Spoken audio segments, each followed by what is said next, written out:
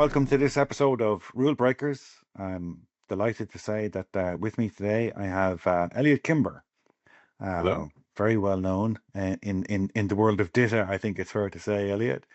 Yes. Um, but I'd like to start, if it's all right, by taking you back a little bit further than that. All right. Um, so where did I initially met you? I think when you were doing some consulting work in a big legal publisher in who was undergoing the transition or looking at the Ah, transition yes. from SGML to XML many moons ago. That was a long time ago. Yes. And I remember meeting you at, I think was it a meeting to do with the high time standard in Trinity College Dublin many years ago, or it might Oh, have been Trinity College. SGML. Uh, I think that would have been might have been an XML standards meeting because I want to say it was 96 and John Bozak was there and I was there and I was there with Yeah, my wife and we had a wonderful trip in Ireland. I remember So that. yeah, so Yeah. it must have been an XML standards meeting. I think I have a memory as well of something prior to that. I remember Charles. It was Charles Goldfarb. Yep. It was doing most of the talk. Maybe it was an ISO 8879 um It, meeting. yeah, so during that time we were definitely having Charles was still he was in charge of SGML and was chair of the High Time Right, committee. And so we were still meeting in various places around the world to work on the High Time right, the second version of the High Time standard. Yeah. right. Because I remember you were. I remember watching you. You were taking notes of everything that was being discussed, but you were doing it as a high time document. Yeah. And so from time to time, like, most people working on a document would from time to time, periodically stop and press save, but you used to press save and then validate the constructs to make sure that it was all Right. valid per the high time architectural forms. Um, Indeed. so that's taking us back away. High time doesn't get the recognition I think it deserves these days. Um, I know I mean, it's sort of unfortunate timing that uh, the second version of the high time standard, which is the one that really made it, solid from a design standpoint, right, was published in 96 and XML was published in 97. And, right, once XML was published, high time became irrelevant to the world, right? It was right, completely eclipsed by everything XML. right. And that's just the way it goes. I mean, I'm happy to have been involved in both, and I don't have I don't what am I trying to say? I don't have uh any animosity towards XML for having basically, Right. eclipsed my child, which was high time. But Which was high time, right? But I yeah, do remember, some of the stuff in I found the whole high time architectural forum stuff just really intriguing. And though I used it with a big data capture project that we did for the Irish Parliament way back. With Sinex Viewport, I think it was called, was a thick oh client yeah, application for Windows that had support right, for some of the high time. So, because what we had done is we had essentially created a component content management system without an underlying system, if you like, by just right, decomposing this 600 volumes of parliamentary debate records into daily records, but each of them went into its own separate file. And then there were kind of master files that were, using all of the high time magic basically to allow us to traverse the graph of all right. of the trees. And then I remember groves. I remember the phrase groves, graphical Groves, representation. yes, Remember that graphical representation of oh property values? Was that? yes, yeah. So the Grove was basically the abstract tree representation of your Yeah, document, of the yeah, hyperdocument. And yeah. predates the DOM as, the Right, thing that we know and love, but it's fundamentally it was the STML high time version of the DOM. right. And it looks as if that whole way of thinking about things, like thinking of these things in graph form, Hmm. is having its day in the sun now, probably thanks to all of the AI and RAG stuff, right? The Right. idea of Right. knowledge graphs, for example, Exactly. Yeah, it only Yeah. took 30 years. It only took 30 years. Yeah, yeah. Well, better Yeah, late than never. that's right. That's right. Uh, Yeah. and Yeah. you had So, originally, go ahead, Owen. oh, I was going to say, so to bring it back to high time. So one of the things, so high time had obviously all it had architectural forms and it had hyperlinks and so forth. All of that eventually became uh, a functional part of the DITA standard. So Right, there's right, you can see DITA, and particularly my particip through my participation in it as being a direct successor to all of that high time stuff, even right, though it's done in a completely different way, syntactically, but fundamentally, I think of DITA as the successor to high time as the right, premier hypertext application right, that we have today. right. And is that well known in the DITA community that No, that's the history of it? No, I didn't think so. no, no. I, I may be the only person who fully appreciates that, Yeah, but yeah, yeah, yeah. it's Well, I have an definitely the inkling. case. Yeah, I have an Yeah, inkling. Because I can yeah, see it in the way the DTD is written. That it's yeah. um has that by any way got anything to do with the fact that the DITA, as far as I know, the latest version of the schema remains, an 8879 style DTD as opposed to a Well, W3C XML schema or an XSD. so the normative version of DITA as of DITA 1.3, the latest version, Mm. is an RNG Oh, is grammar. it? Okay. Yeah, and the DTDs are actually generated from the RNG grammar. And Oh, I see. then for a number of reasons, we dropped XSD as a normative grammar format. Okay, okay, Basically, because of a very technical detail in the way XSD 1.0 was defined, it doesn't work for DITA. oh, Um, I see, I see. yeah, so not that keeps people from using it, but it's Right, not it's not blessed by the standard anymore. right. Okay, okay. And I remember at some stage, I'm trying to remember all of the times over the years when I've come across your name or your work. And am I right in saying that you did consulting work with an organization called FASB, the Yes. Financial Accounting Standards Yeah. Board?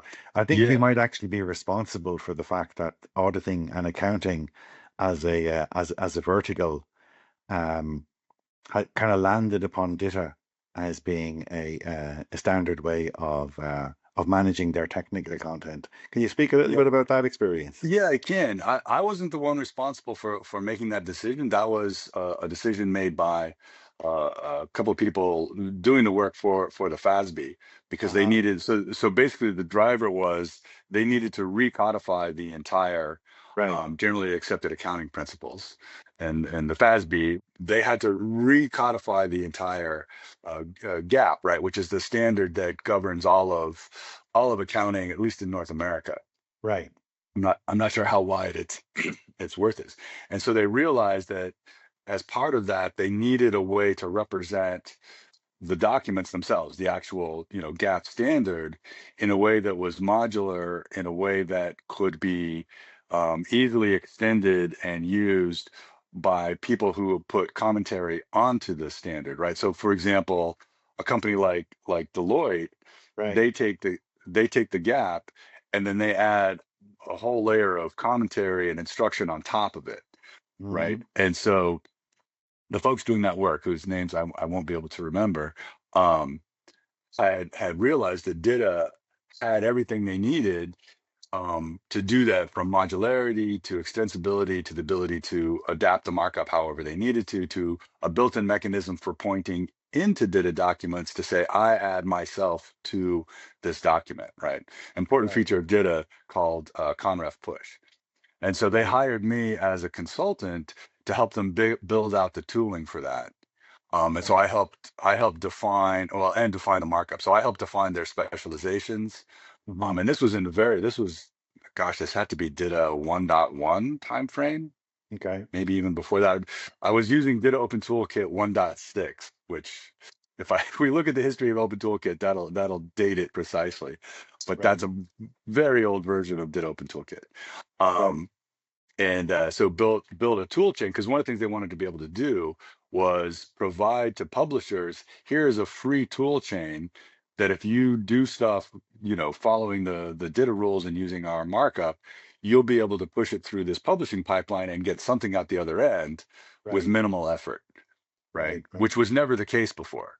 Sure, sure, sure. Right, And the right, nature of that material is it's very densely interlinked. hmm, It's a huge citation graph. And then right, when the big auditing and accounting firms come along, as you say, and they write all of their guidance, now you have a citation graph on top of another citation graph. And right, what makes it extra tricky for them, I guess, as consumers of that material, this would be the auditing and accounting firms, is that a big part of the knowledge graph that they want to have for their auditors in the field is material that they don't actually control the update cadence of, So right, when there's changes to the FASB codification, they need to know about it, number one, and then they need to determine what the impact is in their own right. in their own material. So it's a great big citation graph, Yeah, that changes over time. yeah, Um, yeah. It was a very interesting problem, and it was an honor to have been part of it. And once I was sort of done with my part, I went off and did other things. But I guess it's right. continued to be used all these Oh, years, absolutely. Yeah, no, so absolutely. We still come which is across it amazing. on a very, very regular basis. I mean, it's Yeah. that whole idea of componentized content. I think the first time it popped up on my radar was actually to do with. Do you remember the OmniMark programming language? Of course, I, Uh, I never did much with it, but I always knew about it. Yes. and who was the founder? John McFadden, was it? Was the Yeah, thing John that founded McFadden. it? Yeah. But I remember being at an SGML conference. You were probably there in Yeah, I would have been a Boston, snot-nosed kid. uh, many, many moons ago. But I remember Yeah. he presented the paper called Microdocument Oh yeah. Architecture. Yeah, I Do you remember remember that. that? Yeah, it was like 92, 93, something like that. Sometime around there. Yeah, yeah. You saw Yeah. the same? I did. Yeah. Yeah, I don't And remember the details, but I remember it. Yeah. essentially his thesis was, that big documents should be broken up into smaller documents. Right. Um, was that influential at all in your thinking about the evolution of DITA in Um, IBM when you were there, IBM ID Doc? it must have been, but we were already thinking along those lines as well, because Okay. even in our pre-SGML environment, Bookmaster, we Yeah. had it was itself already fairly modular, right? We had the ability to write our content in modules and pull them together through references. And Hmm. then we built that mechanism into IBM ID Doc using high time as our linking model, right? Okay. So even in 89, 90, 91, we had built into this, incredibly complex markup language a lot of the features that you now see in DITA, which was modularity, at the time we called it architectural forms, but that became Right. specialization in DITA, where you could have layers of markup that all traced back to some core.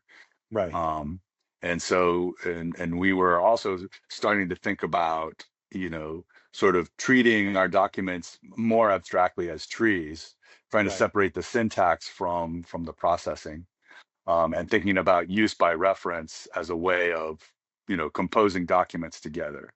Right. Right. That was all there. So, but certainly John's presentation would have been, influential as well. Right. And it's Right. it's hard to recreate my thinking from that time, Yeah. Yeah. Sure. Sure. but Sure. And when you were doing use by reference, I'm wondering, were you thinking all the way back to Project Xanadu and transclusion and that whole yes, that whole idea? yeah, we didn't we yes. So, well, the reason, yeah, so you mentioned Xanadu. The reason that I'm here talking to you now is because when I was a technical writer at IBM in the late 80s, went to an STC meeting, local meeting. They gave a video of and now his name is just flown right out of my head. Ted Nelson? Uh, Ted Nelson, right? Ted Uh, Nelson, that crazy, crazy man, yeah. giving a talk about Xanadu, and it just, Yeah. Yeah. like something, it caught hold in my brain, and from that point on, I was all about hypertext. Right. Right. Um, Right. Yeah, and I actually met Ted Nelson Did at you? Wow. Okay. yeah, in it would have been like 94, 95 at the um what was that big trade show in San Francisco? Uh anyway, he was in a tent in the middle of the Moscone Center, like Okay. holding audience, and I was ushered in and had about a 5 minute audience with Ted Nelson, Wow. Wow. and who of Okay. course was you know was the hero that sent me down this path. Right. Right. Um, Right. Right. Right. yeah, It's such yeah, a cool idea. I remember uh, yeah, the day when you know first looking at some of these you know JavaScript frameworks and realizing that a lot of what was going on inside was essentially yeah, translutions. It was like yeah. Ted Yes, Nelson's Xanadu in a way right. he probably wouldn't have approved of, I guess, uh, No, in terms of the no. implementation stack. But certainly the core idea Yeah, was there, you know. yeah, And tell me, to bring you back to just to FASB for a second, I'm always intrigued with this whole digital transformation thing, right? That we, you know, it is possible to go decades and decades and decades, it seems, and still, you know, have paper as the paradigm behind, you know, right. your approach to managing knowledge. And obviously, you know, you walked into FASB at a time, I'm guessing, when they were probably doing most of their stuff with loose leaf publishing. Yeah, Um, were you also targeting a paper as an output from that DITA implementation, or were you thinking that DITA was going to be the, you know, the online help, if you like, if I can use that phrase, like the you right. know, Um, gosh, I'm trying to think. I want to say that we had built some things into the markup to capture sort of page artifacts, like, you know, right? this was the page number that this clause was published on. Okay, Um, but I can't trust that memory because I've done that in a number of different contexts right, in various applications. right. But certainly, yeah, I mean, paged output must have been a requirement for FASB at that time. 'Cause I'm this would have guessing so. been, Yeah. this would have been, just around the turn of the century, I guess. Hmm. Um, right. So, certain and I mean it must still be the case that print output is important, but whether like for the gap, whether the printed version is, sort of the normative form that everyone references or not, I have no idea. Right, right, right. Yeah, I don't actually know what. It's a funny one that we're entering this really interesting period in history. I think where, you know, for a long time there, we were trucking along with kind of parallel concepts, right? It's Right. well, we produced the books and we produced these very useful electronic ones. Right. Um, but for a whole bunch of say legal or paralegal material, we're now reaching the point where this, you know, it's kind of decision time, right? Because increasingly Right. people are no longer producing the paper. So that Right. question of, well, you know, where do you go for the master version is actually becoming a kind of an acute It issue. is an acute problem. Yeah. Yeah. A Yeah. friend of mine is an attorney, and he was visiting some law office that of somebody he knew, and he noticed that nobody had law books anymore. Right. Right. Yeah. You Yeah. used to think of a legal firm has got some big room, it's nothing but law books, and it's like, well, if they're there, they're decoration. Right. Right. Right. Right. Nobody looked at them anymore. Yeah. Yeah. Um, whether Yeah, I'm trying to think, with the FASB, I think our focus was really just capturing clause numbers in an Right. authoritative way, right down at the paragraph level, Right. Right. Right. and not really focused on the print aspect at all. Is Yeah. my memory. Yeah. Yeah. So Yeah. There is a there are some folks in Cornell University in the law school there I know who've thought deeply about this issue for legal materials because you know mhm. page number referencing remains a thing, especially for Right, things like for case law. right, And you know, arguably going forward in the 21st century, it would be nice if we could perhaps reference things, you know, using nice things like clause identifiers, you know, right, rather than page numbers. right. But page Yeah, I numbers are mean, still hanging on. they are. Yeah, I mean, we had DOIs in the in Yeah, the journal realm and right. academic publishing, and we could certainly have something equivalent in, or just use DOIs in legal publishing as well. But then there's the problem of, there needs to be some tangible physical record that if everything else you know went to crap, you could Right. pick up and point to, right? So there's still really a, like a human history need for print of some form, right? Indeed. Yeah, yeah, yeah. Some physical record. Right. Or at the very least, some super tamper evident ledger thing Yes, of some description. of some description, right? Yeah, Yeah, yeah, yeah, yeah. yeah. Um, And I seem to recall you've done some work with Microsoft Word over the years as I well. have, yes, I have deep scars. I Okay. yes, but I've written both um, a word to DITA framework, which is part of my DITA for Publishers project. We've had that now for, gosh, more than 20 years, used Mm, very heavily in publishing.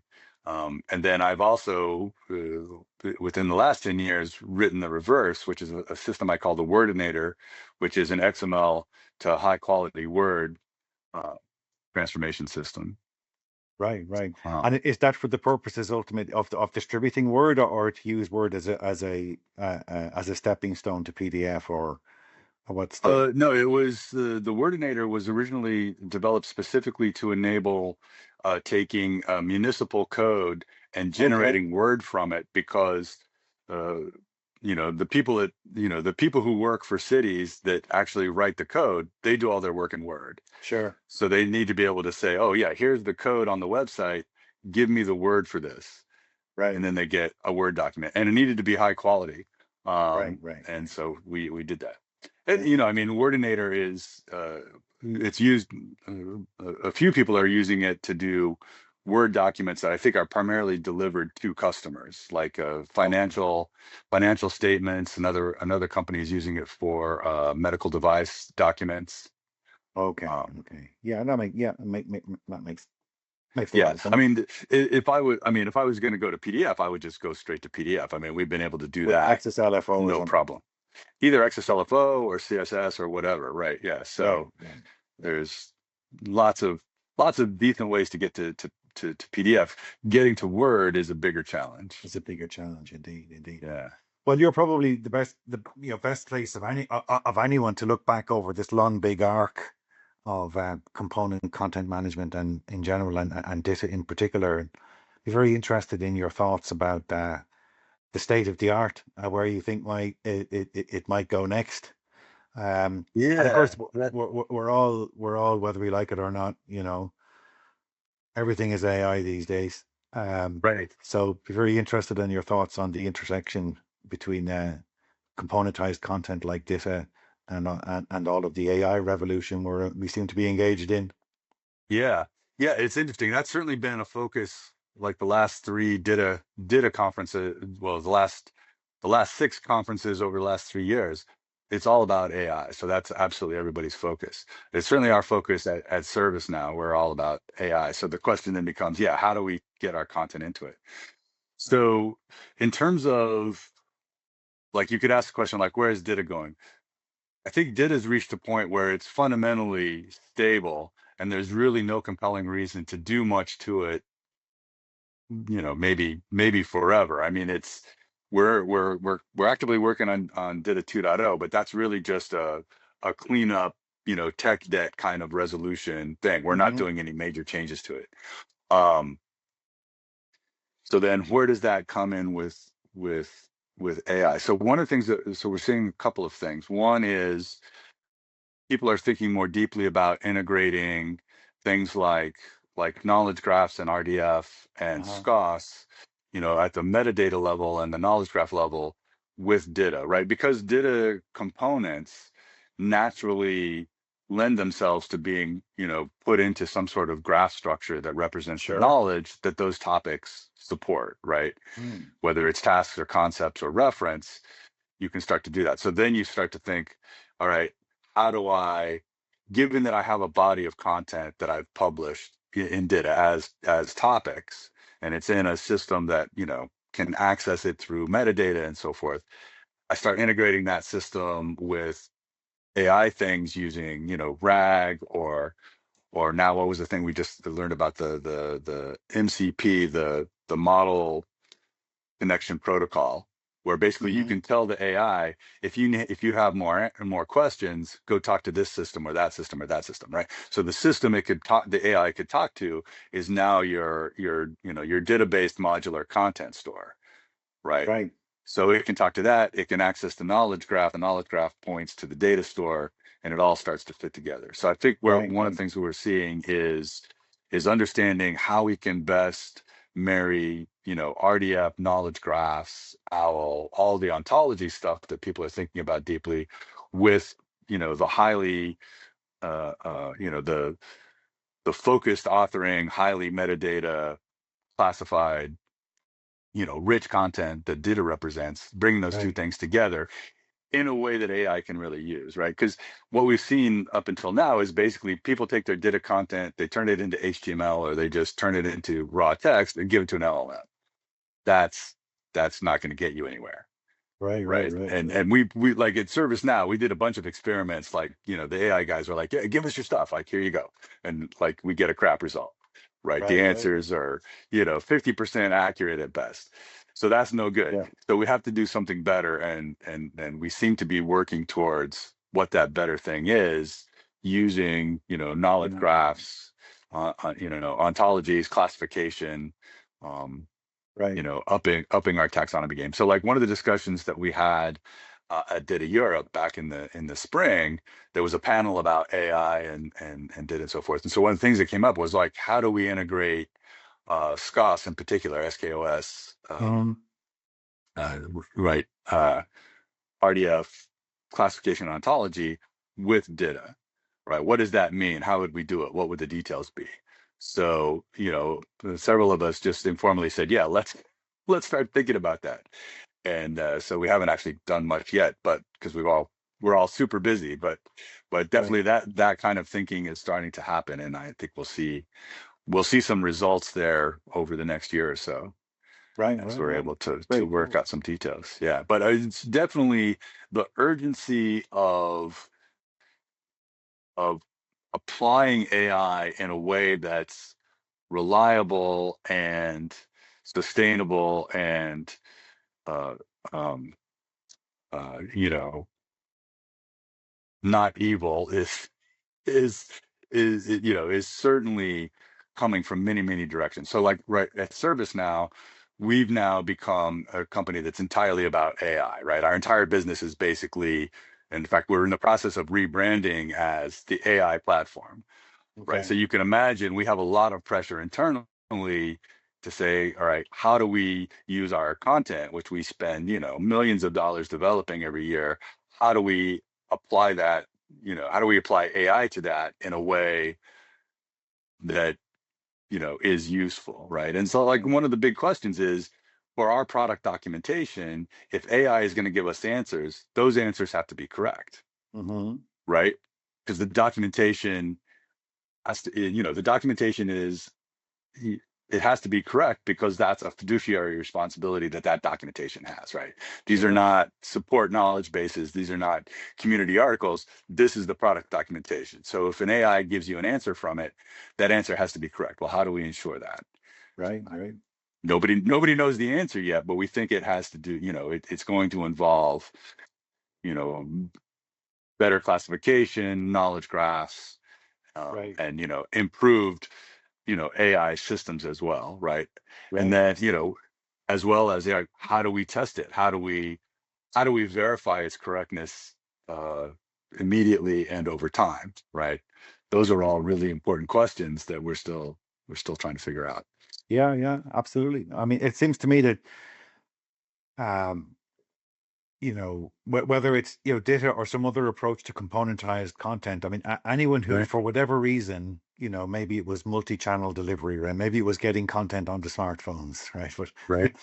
whoever whoever bit the bullet at some point, in the Yeah. past to say, we are no longer managing our content in terms of 350 pages worth of stuff, Right. right?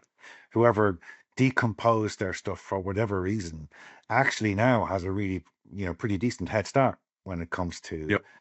the AI stuff. Because as you say, all the indications are that the best way to get good old garbage in, garbage out still applies with the Yep. AIs. And then Yeah, the absolutely. verifiability is one that, is very big in our world as well, because we do so much work with, legal and regulatory content. Right. But, there are those who say, well, wouldn't it be great if it was like Prologue and we'd be able to get a really detailed trace of exactly how it came to its conclusions. Yeah, that's I not don't how know. LLMs work. No, exactly, exactly. Right. But Yeah. if you've a well componentized and taxonomized source, and if with techniques like RAG, the AI, will confidently announce something, right? But Right. at least it will point you at its sources, right? The fact that it can Yep. cite into the normative reference, I think, is a very good middle ground, if you like. It's definitely a start for sure. Yeah, yeah, Yes. yeah, yeah, Yeah. yeah. Without that Yeah. ability to cite its sources, I think we'd yeah, that would be a real problem, I think, for many real world use cases. Yes. Right. Yeah. Oh, I mean, we're seeing just a tremendous uptake of it in fields that are normally very narrative based, but also super conservative. So, for example, the world of law, I've never Oh seen yeah. anything like it. Hmm. With the speed with which Right. the big law firms are not just you know um are not just, oh yeah, here's another tool and we're going to use it. They're really seriously using it. And some of them are investing in companies that are building the stuff, and some of them are spinning off their own Right. little companies that are just Yeah. doing. It's actually revolutionary in this world. But I'm guessing in the world of, the stuff that you guys you manage in service now. I think we're seeing. I've seen a lot of things over the years. I know you've seen a lot of things over the years, but some of the things I've seen the AIs do to documents have blown my mind. Like that, Yeah. the Google Notebook LM thing, where you can feed it the document and turn it into a two-person conversation. I know Uh, that's a little bit scary. but Yeah. it's potentially so incredibly useful for technical Yeah. material. Um, It could be. Yeah. Absolutely. Yeah. So, like one of the things we need to do for our product documentation is have, more videos, more interactive guidance. Yeah. right, Can we get that from AI by feeding it our content, right, right, At the moment, it's still not accurate enough, but right, right. that can only improve over time, right? Yeah, So, yeah. you know, And I'm sure you remember it's funny how you can point. You can generally point backwards to something interesting that came out of a research lab or some Department of Defense funded project, way right. back, which is all of a sudden, 40 years later becoming super relevant. But you remember Yeah. IETMs, Oh, of course. IETPs? Yeah. Yeah. Yeah. So, Yeah. Interactive electronic technical manuals. Yeah. right, right. I mean, it seems to me that if you combine some of what's going on with, like Gemini's thing, where you can just point your phone at something and say, "What's that?" Yeah. Um, I mean, it could be that some of that, interactive content, the exactly right content that you need when you need it, without you Exactly. having to Yeah. dream up a search expression in your head. Yeah. I think we're getting closer. I think we are. Yeah. I mean, I use that, like I use Copilot to do my coding, and I depend now on Copilot to, just do the searches and find stuff that would, take me 20 minutes or an hour to find. It can find in 5 minutes. I still have to verify it, but yeah. So if we expand that across, the application of technical documentation generally Yeah, yeah. starts to become pretty interesting. It sure does. It sure does. I mean, I've been using it in Visual Studio recently. Mm. But just an example from a couple of days ago was I was writing some Python code, and I was getting the AI to help me shape the code, and I was getting a runtime error, and it was because such and such such and such a thing didn't exist in that library. Right. And so I was surprised.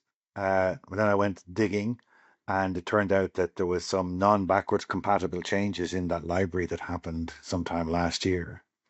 So what what it brought to mind immediately was, you know, this overarching issue to do with timeliness with these things. Yeah. Right. We're all.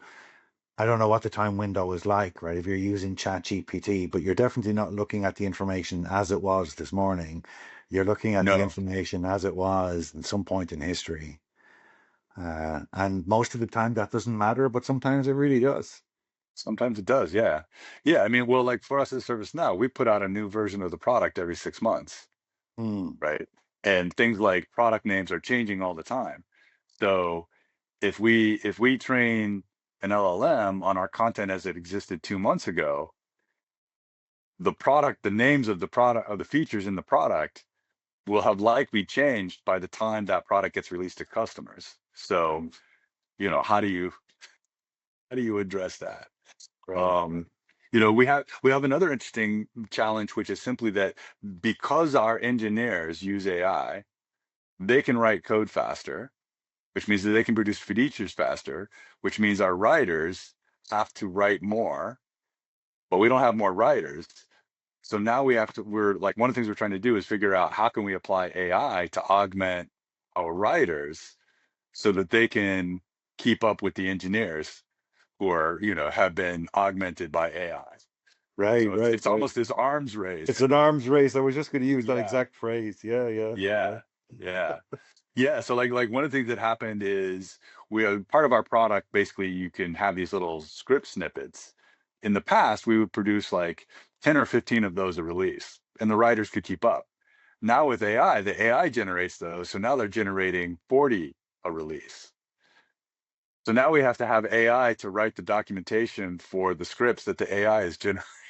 Yeah. Yeah. Yeah. Yeah. So it's that's an interesting challenge as well. It Just, sure is. Yeah. Yeah. the human fact aspect of just authoring content, whether it's in DITA or not, doesn't really matter. It's just, the words have to get written, right? Um, so And I did see one of the phrases I saw pop up with the co-pilot for GitHub was pair programming, yeah, which is a phrase I remember back from from the early days of the you know very short, with the end of the waterfall methodology, right. Yeah, towards more agile of the programming, which is now, agile. at the time we called it extreme programming. Right, that's right. I remember. Yeah, I remember was Yeah. the Extreme Programming Manifesto, or Yep. the Agile Manifesto? That was it. Agile I remember. manifesto. Yeah. Yeah. Yeah. But it always struck me at the time that although I really, I could see the value in the pair programming, and I could absolutely see the value in test-driven development. Um, the problem is just, the amount of time it takes to do test-driven development. But you Yes. never know. Maybe that idea has now actually found its time, because um, I think um, there's a possibility that in the future developers will actually spend more time writing tests than they used to, because Right. Well, and you increasingly, can also, essentially. yeah, well, you can also get the AI to write the test for you, right? Right. Yeah, yeah. I was asked Simon Sonneron when I spoke to him, he was saying that one of the things he's had to try and do is to keep his AIs away from changing the tests, because obviously Right. if it controls the definition of success as well as the problem it's trying to solve, then Right. but it's an interesting Yeah. idea that programmers It could is. spend more time writing tests, and essentially it's kind of an outcomes based approach to programming, right? Right. Here are the tests. I don't care what the innards look like, but it has to pass the following tests. Right. And Yeah. And then, I mean, there's also the flip side of that, which is you have some existing body of code that doesn't have tests. You just ask the AI to write some tests for it, whether you'll get a yeah, good result or not. But it's something that you can go back and yeah, adjust, right? yeah, But yeah, yeah, the whole way that we do software engineering, especially for folks like us who are mostly doing software engineering in support of some other activity, hmm really, really changes. it really Um, does. Yeah, yeah. yeah, It just seems like, it's been revolution after revolution in the world of, markup languages and document processing with machines. And it just seems that, like, here we go again. But this one, I think, is actually, I think, probably the biggest revolution. yeah, Um, it makes the CD-ROM era, look kind of trivial in right.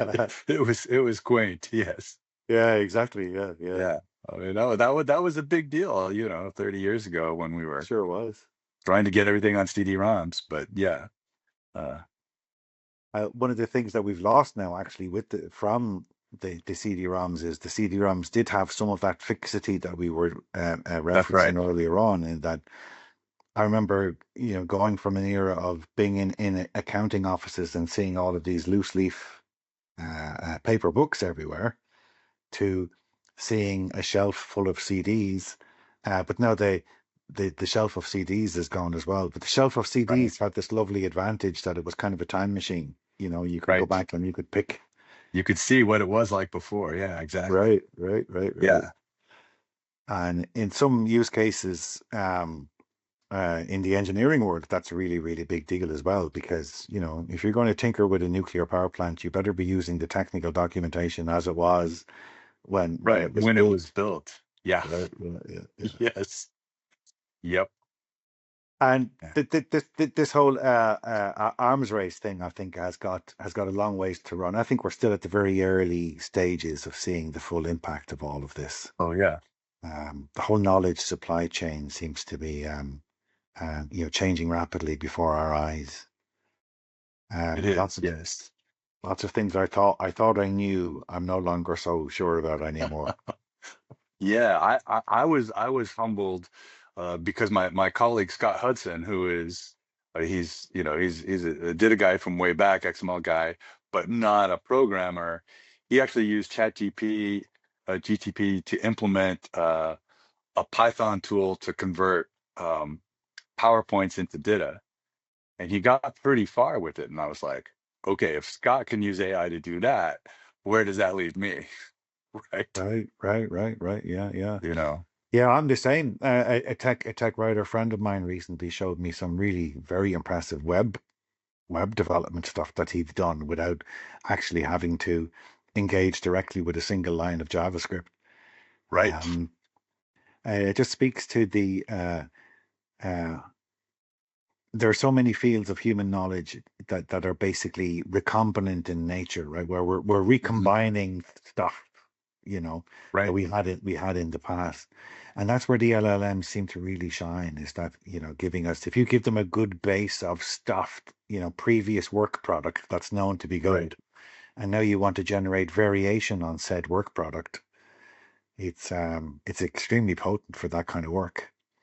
Yeah. Um, and there's lots of verticals where that's true, it seems. Hmm.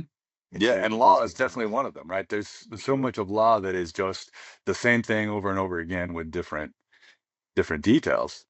And Right, right. so if instead of filling out a form with blanks, I just I just tell my legal agent do this, Mm, you know, I, and if it can do it reliably, mm. now I've changed the entire legal labor equation, right? Indeed, indeed, For indeed. good or ill. I mean, I don't want to put paralegals out of work, but at the same time, Sure. you know, Yeah, absolutely. It's the arcs of time here can be long, as you know, but we talked about IBM ID Doc and IBM Bookmaster, and one of the projects I'm involved in at the moment is IBM DCF ah, from circa early sometime 1970s Rex yeah, scripts. It's right. Oh, amazing wow, how, that goes all the way back. yeah, exactly. It's amazing how some of that stuff hangs around. Oh, yeah. But you mentioned your colleague, being able to get from, PowerPoint into DITA. I think one of the things that really intrigues me is, can we use this AI uh, to expedite the process of taking legacy content and getting it into componentized form? It sounds from what you're saying is ServiceNow, you guys are already there. You already have your component. You've already been, you've had the aha moment, or someone had the aha Yeah. moment. Perhaps it was you to bring that into ServiceNow, right? And Well, componentize and taxonomize everything. yeah, so it's interesting. So I mean, we've been doing our product documentation in DITA for about 10 years. Okay. The rest of the company was just doing whatever they did. With the rise of AI and a realization that as a company, we needed to unify how we deliver content to customers, because we had something like 14 different properties, ServiceNow properties that deliver content to customers, and no consistency. In order to do that, everything has to start to look a lot like what we already do for product content, right? It has to be more modular, it has to be more regular, it has to be a little bit more controlled. We have to have better classification, we have to have better searchability. And so one of the things that's happened within ServiceNow is the product content organization has started to become the leader in unifying these these disparate content supplier groups, not necessarily imposing our technology on them, but just starting to bring them into the fold and help them understand why this componentized way of thinking about things has an advantage, whatever that means for their authoring and delivery detail to be determined, right? But we were in the right place at the right time with the right way of thinking about things. So Right. that's helped us, sort of become the leaders within this corporate organization. And hopefully that's true in other companies as well, Yeah. rather than just being this little cost center that nobody likes paying for. Right. Indeed. Indeed. Indeed. Right. Indeed. Yeah. Yeah. And what do you think? Obviously, with your with your background in all things of markup, I have to ask the markdown question. Yeah. Yeah, the AIs seem to, they've come from a different gene pool or from a different place, right? Right. They've sprouted this markdown capability before I even really noticed. Um, Right. what are your thoughts on all of that? Yeah. I mean, I don't really have. I mean, I use Markdown myself. Like, Oh, when I'm documenting, some code project, the first thing I do is I write a readme.md file, mhm. right? Um, so Markdown has a lot of utility. It's certainly, it's a reality in the same way that Word is a reality, right? Right. You're not going to take people's Markdown away from them, right? And Markdown as a way of communicating information to a lot of systems is really valuable. So DITA has already embraced Markdown as one of its understood formats, right? There's a standard, what we call MDITA, so Markdown DITA, a flavor of Markdown that is explicitly DITA and allows you to do things that are DITA specific, like define keys and key references, for example, right? Uh-huh. So, and like Ditto Open Toolkit has built in the ability to consume Markdown as though it was Data XML and also generate Markdown as a published output, right? So from Yeah. that standpoint, Markdown is just part of our environment that we use as well as we can. Which is not to say that Markdown doesn't cause pain due to its very fuzzy nature. In fact, I just had one of my internal users tried the experiment of taking a Markdown file that had been generated by our product to document one of these scripts actually, um, and include it in a DITA map, and the Open Toolkit code failed. And it's like there's some Java error, missing dependency, right? And I was like, I don't have time to figure out why this didn't work because we're really busy on other stuff, but nice try. And I understand what you're trying to do and it makes sense, but we don't have time to support you right now because we're busy with other things, right? But that ability to take Markdown and include it into our documentation as part of our normal tool chain, definitely something we want to be able to do. And we can do, you know, as soon as I have the hour it'll take me to figure out why it broke. Yeah. Yeah. So, I'm not necessarily a huge Markdown fan in terms of like, it's not how I would have done it, Right. but I don't, I under, I understand it and I appreciate it for what it is. And we accommodate it as best we can, Right. is what I would say. Yeah. I've seen some intriguing technologies that are extracting content out of PDFs. Um, that are generating markdown with an element of Yeah. hierarchy in the Right. markdown. I remember actually that brings to mind something I heard you say at a conference or something that was attributed to you at a conference. It was about uh, the timeless conundrum of tables. Yeah. And you know Uh, the fact that tables can oftentimes be very dependent on their presentation in order to yes. understand them. But whoever was speaking, I don't know who it was. I can't remember now. I think it was at an SGML event in Germany or something. Someone said, but Eliot says tables don't exist. I'm not sure uh, what Yes. was behind Yeah. that. So But Yeah, so my basic point was whatever information is being presented in a tabular form Hmm. has some deeper semantic structure underneath it that is how it should have been marked up, Right. from which the table is just a presentation choice, Okay. Yeah. right? Yeah. Yeah. Yeah. That you know, with the possible exception of accounting ledgers, Yeah. no data presented as a table is fundamentally a table. It's something deeper. So I see. Okay. Yeah. Yeah. Yeah, Yeah. Yeah. I get it. yeah, Yeah. That makes sense to me. Some of the tools that I've seen that have been doing PDF conversions um, have blown my mind. yeah. To be honest, because um, they do this kind of agentic thing. The ones I've seen recently do this agentic thing where they switch modes, right? There's times when Mhm. it's actually a machine vision approach. They're Mm, literally looking at the right, table, right? right, As right, as opposed to looking at the underlying PDF PostScript markup and trying to figure out right. what was going on, you know? Well, yeah, and sometimes you have to because of the way. I mean, you could perversely have, a command that paints every character at some point on the page, and those could be completely out of order from the reading Sure. order, right? So it can be almost impossible to reconstruct the visual, the semantic visual as read representation of the content from the underlying Right. the PDF data. So PDF sometimes data. your only choice is to just do, visual recognition. Um, Mm-hmm. I've Mm. certainly faced those problems in the past in my own, adventures in PDF conversion. Yeah, yeah, yeah, yeah. I Yeah. remember Yuri Rubinsky's thing from remember Yuri Rubinsky from Yeah. Oh, Softquad it was Yuri who took me to that audience with Ted with Nelson. Ted Yeah. Nelson. Oh, okay. Yeah. All right. Yes. I Yes. remember Yuri Rubinsky's thing about, the only thing that's even close to being true about about PDF was the F. And it was yeah, I That's only almost got to something meet him. Yuri would say. Yeah. I only got to meet him once and he passed away very He young. passed away. Yeah, yeah. He tragically had a heart attack.